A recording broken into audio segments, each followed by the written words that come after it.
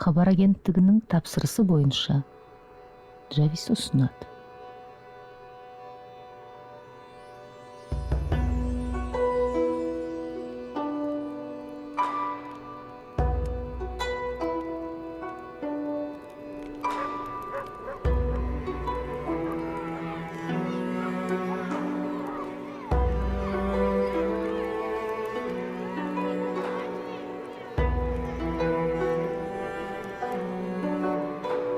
Атадан ұл тусайығы, ата жолын қусайығы депті заңғар Төле би. Ол тәрбиесі туралы. Олға 30 өйден тыйым, 10 сан өйден сын деген бар.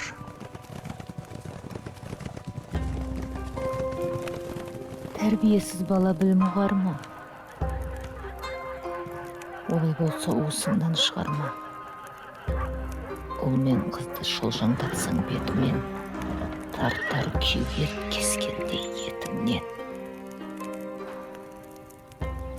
Баласығының жүсібі нелер заман бұрын осылай толғаса, атам қазақ шақ сөзбен ұл тәрбиелеген.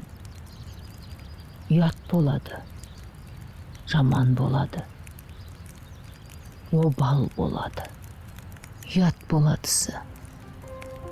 Өлімнен ұят күшті, жаным арымның садағасы дегені. Жаман болады дегені, жамандық атаулдан аулақ жүр.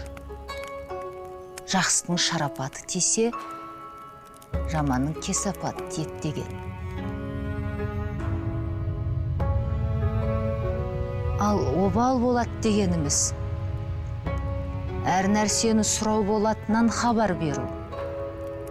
Яқи, жастықтың да, күш-жігер, ақыл біліміңде тіпті уақытын сұрау болатын түсінсе, онда оң жолына салғаны Құдайдың.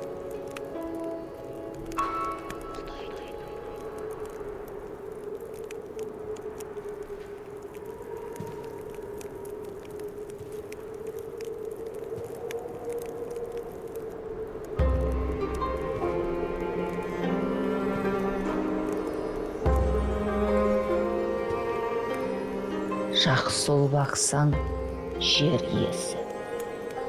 Жақсы қыз бақсаң, ел иесі дайын.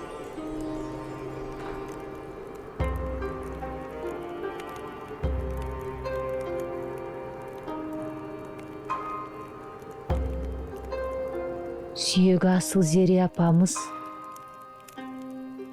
дәретсіз қолына бала алмапты. Ал бұл тәрбиенің басы. Біздің едігеше ел ғамын жер ұл өсірсек, арманымыз жоқ.